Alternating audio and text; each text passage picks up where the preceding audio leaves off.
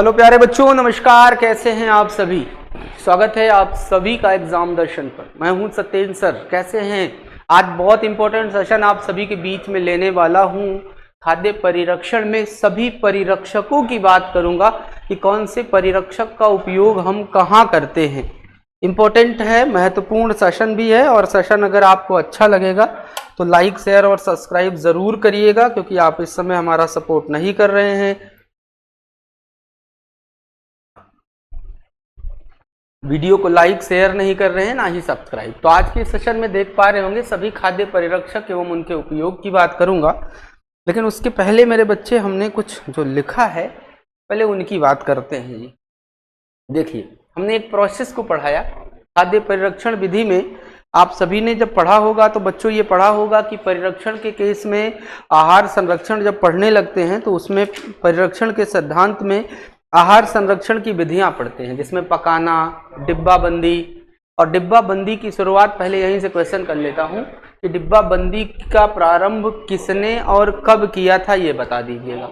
पर jam, jelly, मुरब्बा वगैरह बना करके करते हैं। पाश्चुरीकरण की क्रिया करते हैं, है ना। पाश्चुरीकरण में जैसे आपने HT पढ़ा होगा, LT पढ़ा होगा। दोनों में क्या तापमान उपयुक्त होता है, ये बात आप मुझे जरूर बताइएगा, ठीक है। आइए, तो उसकी एक विधि है मेरे बच्चे, हिमीकरण। आहार संरक्षण की इस विधि में खाद्य पदार्थ बहुत कम तापमान पर रख करके सूक्ष्म जीवों एवं एंजाइम को निष्क्रिय किया जाता है या उनकी गति को धीमा किया जाता है। हिमीकरण के दो प्रकार, एक प्रशीतन होता है जिसे शीतलन कहते हैं, जो 0 से लेकर के मेरे भाई 5 अंश सेंटीग्रेड के तापमान तक संरक्षित होता है। ये ध्यान देना है, क्लियर। उसके बाद मेरे बच्चे आप ध्यान रखना, एक विधि आती है जमाना। जमाने की विधि में ध्यान रखना -18 अंश सेंटीग्रेड के नीचे का तापमान रखा जाता है। और इस विधि से हम लोग क्या क्या करते हैं, तो ध्यान रखना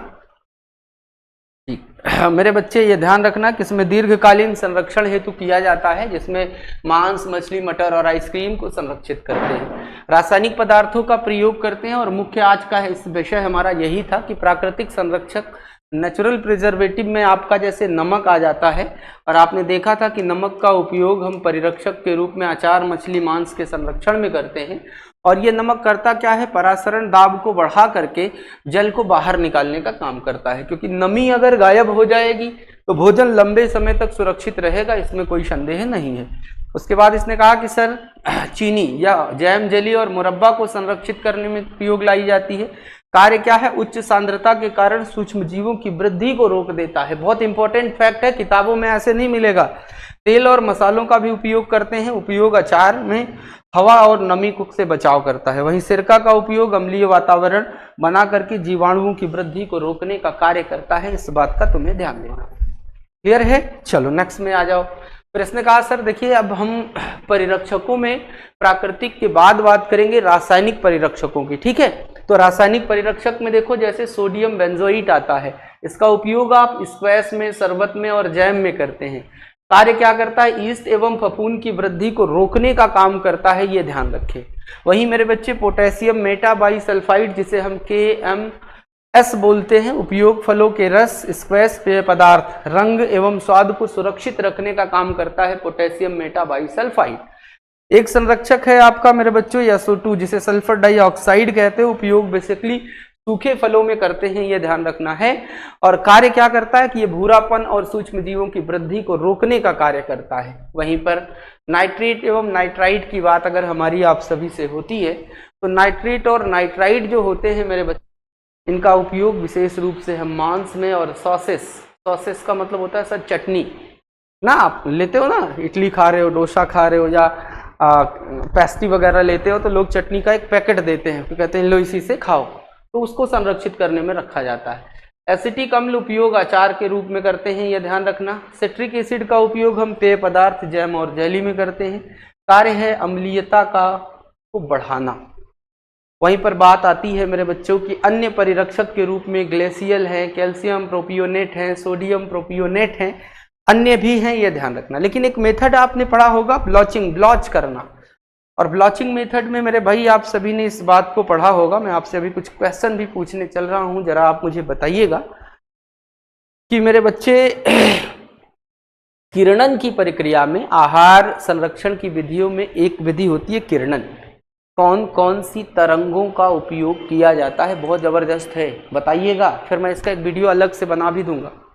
ठीक, दूसरी चीज़ आप मुझे बताइएगा कि मेरे प्यारे बच्चों, ब्लॉचिंग मेथड तो ठीक है, लेकिन डिब्बाबंदी में कितने तापमान की आवश्यकता होती है? बहुत अच्छा क्वेश्चन है। कैनिंग, डिब्बाबंदी में कितने तापमान की आवश्यकता होती है, ये बात भी आप मुझे जरूर बताइएगा। क्लियर? आ जाओ आगे, 2 क्वेश्चन हो गए। ब्लॉचिंग, फल और सब्जियों को थोड़े समय के लिए गर्म पानी में डाल करके बाहर निकाला जाता है, ये ध्यान रखना है। या डिब्बाबंदी, निर्जलीकरण, फ्रीजिंग पहले की प्रक्रिया होती है। उद्देश्य होता है एंजाइम को निष्क्रिय करना और सूक्ष्म जीवों की संख्या को कम करना। और मेरे बच्चे, ब्लॉचिंग के लिए तापमान 80 से 100 अंश सेंटीग्रेड होना चाहिए। आप मुझे बताइएगा कमेंट करके कि कौन कौन से वो पदार्थ हैं जिसमें ब्लॉचिंग प्रक्रिया की जाती है। क्या कहा? अगेन सुन लो, वो कौन कौन से पदार्थ हैं जिसमें ब्लॉचिंग प्रक्रिया की जाती है। तो ब्लॉचिंग प्रक्रिया में उपयुक्त पदार्थ का नाम बताइए। ठीक, उसके बाद आपको मैं एक बात बताऊंगा कि सर खाद्य परिरक्षक की आवश्यकता पड़ती क्यों है, क्यों पड़ी? इन्होंने कहा कि सर परिरक्षण की जरूरत इसलिए पड़ी कि पोषण मूल्यों की वृद्धि हो जाए, क्योंकि कभी कभी कुछ खाद्य पदार्थ जैसे पालक वगैरह को सुखा करके रख लिया जाता है, बाद में उसे आटे वगैरह के साथ गूंथ करके पोषण मूल्य की वृद्धि करते हैं।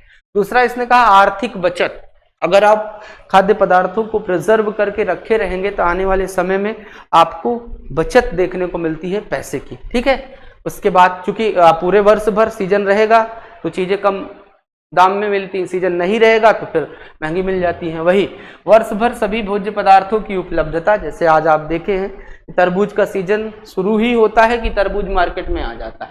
आम आपको हर सीजन मिल जा रहा है, सेब आपको हर सीजन मिल जा रहा है, तो किसके कारण? प्रिजर्वेटिव्स के कारण ही मिलता है। भोज्य पदार्थों को सभी लोगों तक पहुंचना, क्योंकि खराब नहीं होंगे तो पहुंच होती रहेगी। यात्रा प्रवास के समय उपयोगी, क्योंकि भोजन को खराब हो जाएंगे तो आप यात्रा के समय उपयोग नहीं कर पाएंगे, लेकिन ऐसे खाद्य का उपयोग आप कर लेंगे जो परिरक्षकों की सहायता से संरक्षित किया गया हो।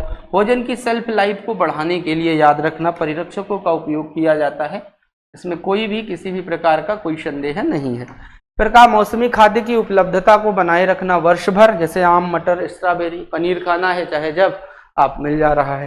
खाद्य अपव्यय को रोकना, ये बड़ा अच्छा पॉइंट है भाई। खाद्य अपव्यय, जो भोजन खराब होने के चांस है, जैसे आप ध्यान रखो कि आपके यहाँ शादी पड़ गई और मिठाई बच गई तो फिर क्या करते हो? फ्रिज वगैरह करके कुछ दिनों तक अपना माहौल बना देते हो।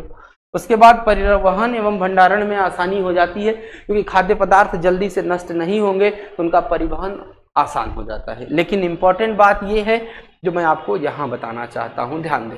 सभी खाद्य परिरक्षक एवं उनके उपयोग, जैसे देखिए नमक आप देख रहे हो, रासायनिक नाम सोडियम क्लोराइड है। अचार, मछली, मांस, पनीर, जैतून आदि को संरक्षित करने में उपयोगी होता है। कितना बेहतरीन बना हुआ है। चीनी देख लो, रासायनिक नाम सुक्रोज होता है। जैम, जेली, मुरब्बा, स्क्वैश, सरबस, कैंडीज आदि में। सिरका एसिटिक अम्ल रासायनिक नाम है। अचार, चटनी, सॉस, सलाद, ड्रेसिंग फलों के संरक्षण में। एक हमने ऐसा भी आपके लिए बना दिया है, साइट्रिक एसिड है, आप देखो C6H8O7 है। उपयोग फलों के जूस में, शरबत में, जैम, जेली, कैंडीज, खट्टापन एवं संरक्षण के लिए। सोडियम बेंजोइट है मेरे बच्चे, बहुत ज्यादा पूछा भी जाता है आपके यहाँ। C7H8NaO2 उपयोग फलों के रस, jam, jelly, sauce, soft drink, अचार, सॉस में, फफूंदी एवं खमीर में उपयोगी होता है, ये ध्यान रखना है।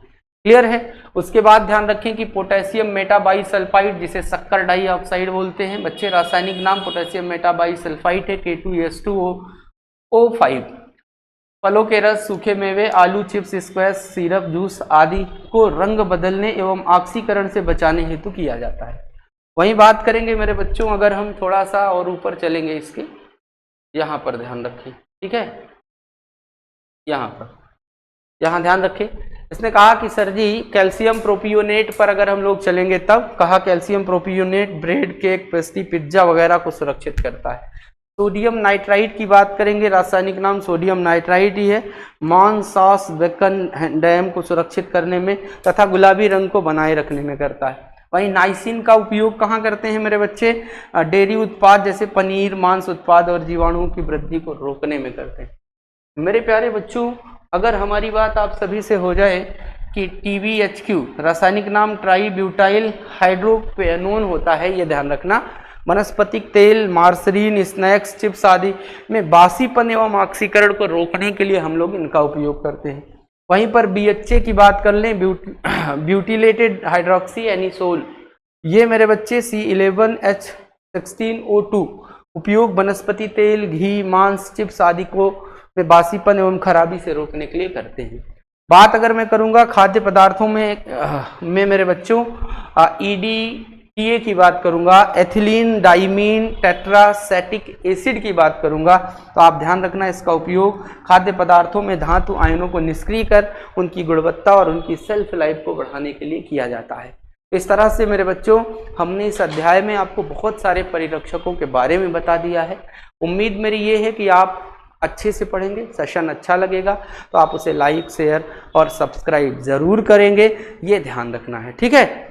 तो आप मुझे एक लास्ट में क्वेश्चन बताइएगा कि सूक्ष्म जीवाणुओं को पनपने ना देने के लिए हमें क्या क्या करना चाहिए। क्या खाद्य परिरक्षण की विधि में सूक्ष्म जीवाणुओं को ना पनपने देने के लिए हमें क्या क्या चीजें करनी चाहिए, ये लास्ट प्रश्न है। और सेशन अच्छा लगेगा तो लाइक, शेयर एंड सब्सक्राइब।